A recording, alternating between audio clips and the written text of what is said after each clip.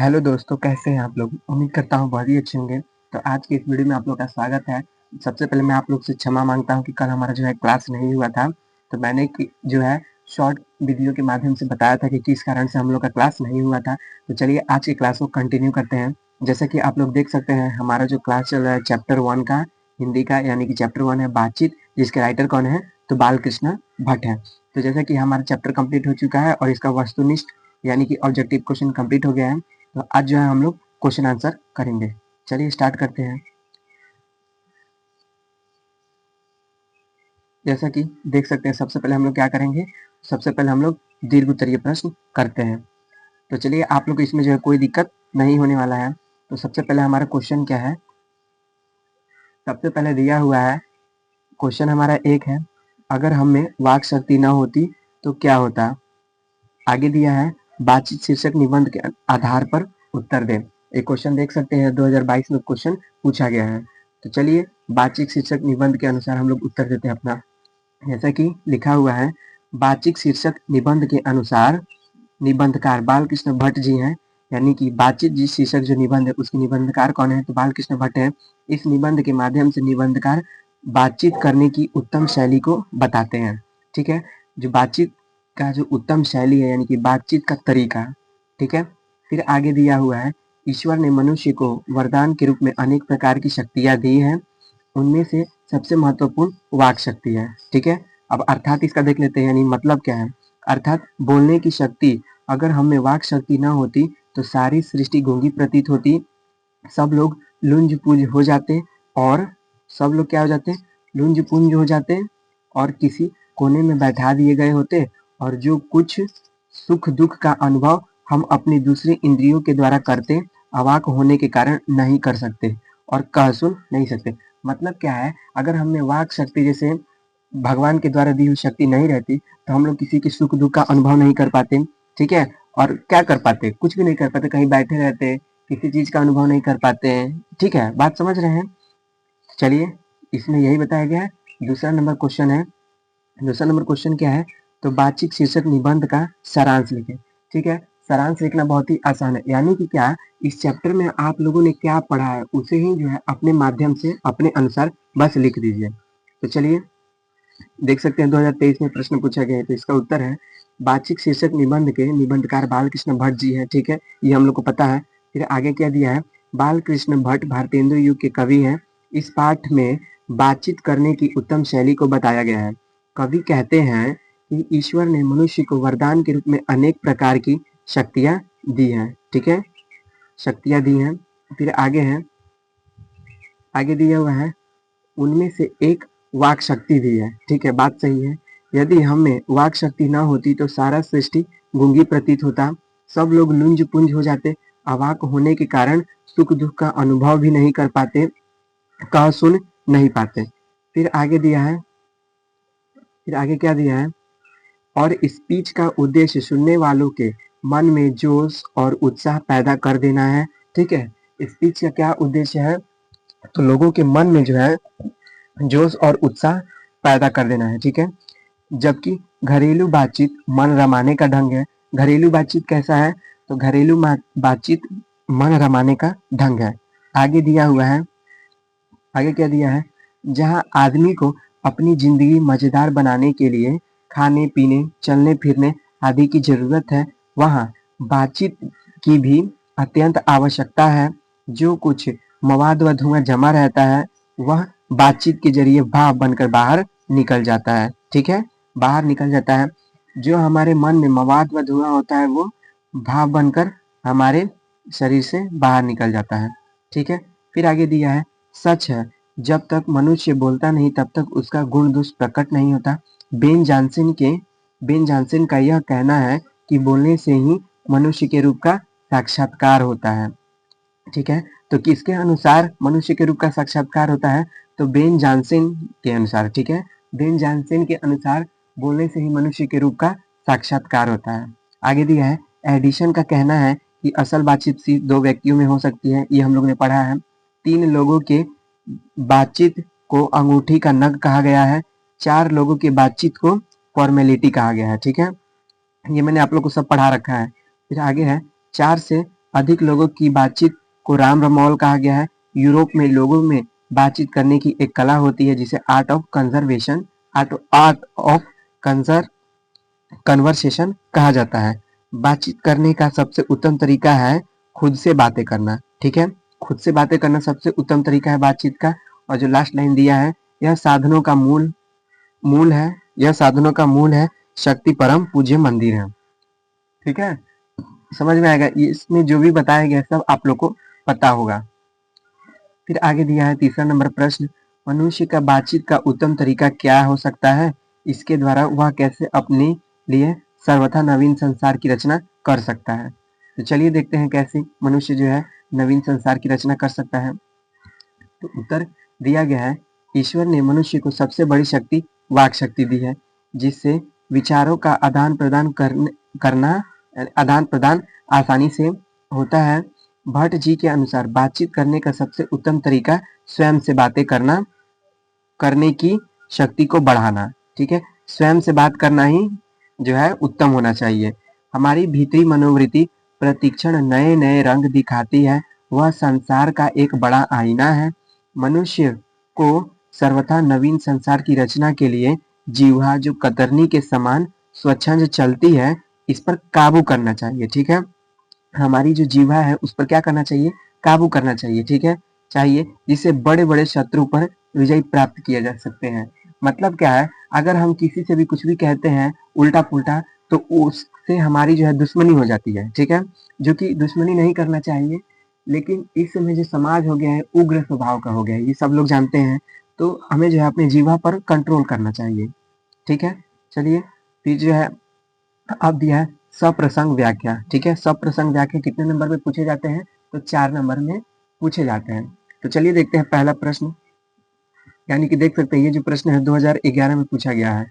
चलिए प्रश्न है, सच है जब तक मनुष्य बोलता नहीं तब तक उसका गुण दोष प्रकट नहीं होता है। तो चलिए देखते हैं उत्तर इसका। पहले तो हमें लिखना है कि कहाँ से लिया गया है। ठीक है, प्रस्तुत पंक्ति बालकृष्ण भट्ट द्वारा रचित बातचीत शीर्षक निबंध पाठ से लिया गया है। लेखक का कहना है कि अपने अंदर के भाव दूसरे के सामने प्रकट करने के लिए और उसका आशय ग्रहण करने के लिए शब्दों की आवश्यकता होती है। ठीक है, यानी कि जो हम क्या कह रहे हैं, क्या समझ रहे हैं, आखिर उसको तो है किसी शब्द द्वारा व्यक्त किया जा सकता है। ठीक है, तो उसी शब्द की आवश्यकता होती है। यह सत्य है कि जब तक मनुष्य बोलता नहीं तब तक उसका गुण दोष प्रकट नहीं होता, बल्कि ढका ही रहता है।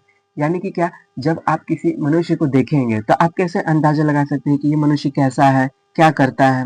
अगर जब तक वो कुछ बोलेगा तभी तो हम लोग पता कर सकते हैं ये आदमी अच्छा है, ये आदमी अच्छा नहीं है। बात समझ रहे हैं?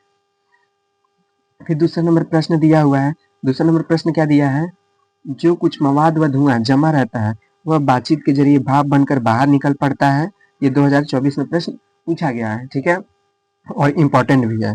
फिर इसका उत्तर सबसे पहले मैंने बताया कि कहाँ से लिया गया है, इसके राइटर कौन है ये लिखना है।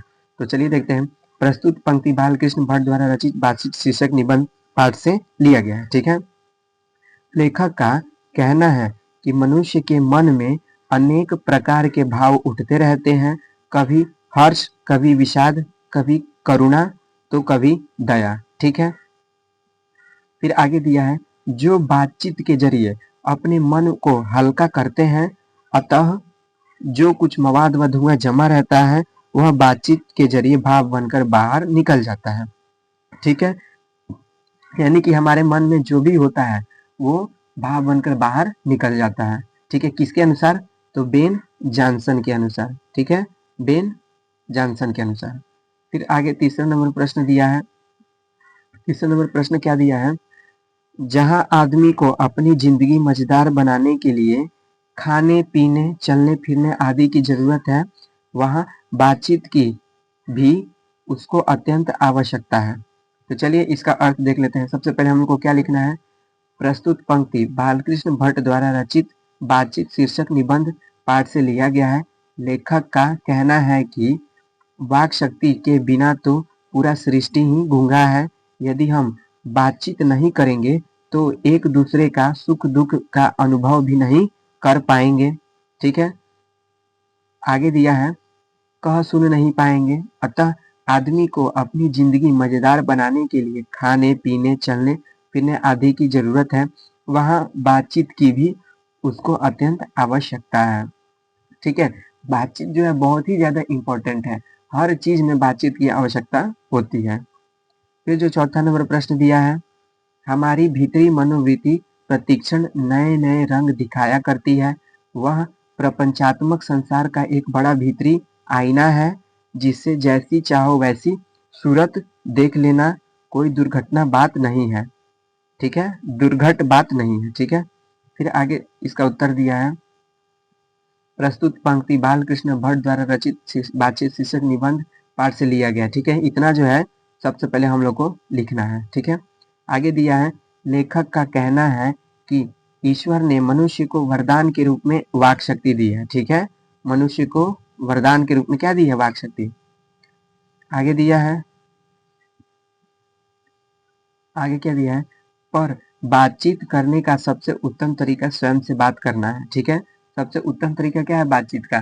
स्वयं से बातचीत करना। जब मनुष्य भीतरी मनोवृत्ति का प्रयोग करेंगे तो यह प्रतिक्षण नए नए रंग दिखाया करती है।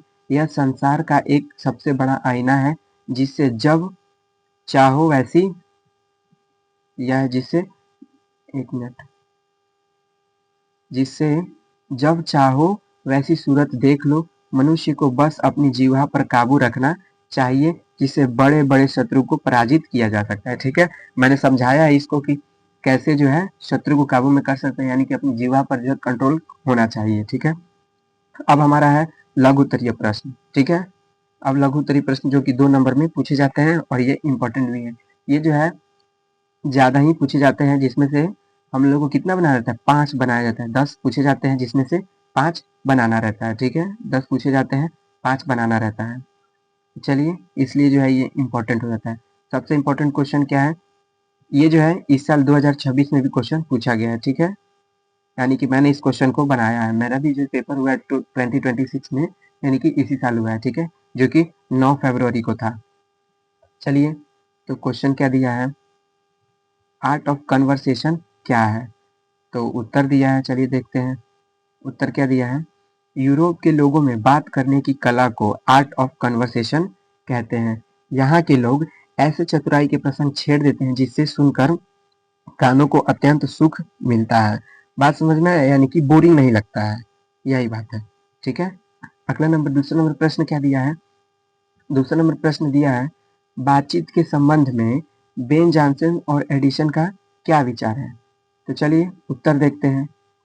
उत्तर दिया हुआ है, बातचीत के संबंध में बेन जॉनसन कहते हैं कि बोलने से ही मनुष्य के रूप का साक्षात्कार होता है, एवं एडिसन कहते हैं कि असल बातचीत सिर्फ 2 व्यक्तियों में ही हो सकती है। ठीक है, यानी कि 2 व्यक्तियों में जो बातचीत होती है वो असल बातचीत होती है।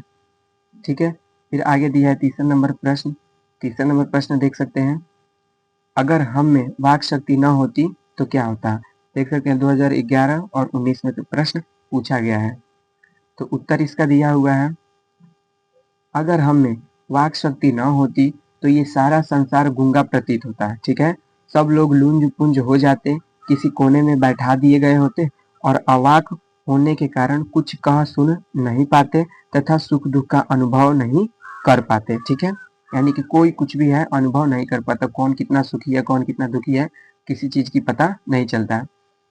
चौथा नंबर प्रश्न दिया है, बातचीत शीर्षक पाठ में 2 बुढ़ियों की बातचीत का प्रकरण क्या होता है?